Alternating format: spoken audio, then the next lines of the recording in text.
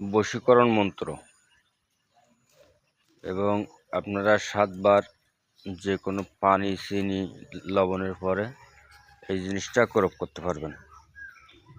আর যদি আপনাদের বুঝতে কোনো সমস্যা হয়, আমার কাছে কমেন্ট করবেন, আমি আপনাদের মাঝে বলে দেবো, উন্মুক্ত করে দেব। এবং কে কোন জেলা থেকে করতেছেন আমাকে কমেন্টে জানাবেন, বা কত সময়ের ভিতরে আপনারা কাজে সফল হচ্ছেন। তবে মন্ত্রটা সিদ্ধি করা লাগবে না,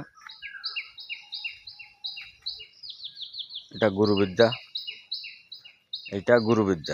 এটা শুধু মুখস্থ করলে হবে, কোনো সিদ্ধি করার কোনো প্রয়োজন নেই। তা আমি মন্ত্রটা বলছি আপনাদের মাঝে, আপনার সব মুখস্থ করে নেন। ইন্নি ইন্নি বিন্নি অমুকের কন্যা অমুকের সাথে মিলন করার জন্য পাগল কর। ওং কুম কুম সহা, লাস্টে বলবেন ওং কুম কুম সহা। এইভাবে আপনারা মুখস্থ করে নেবেন।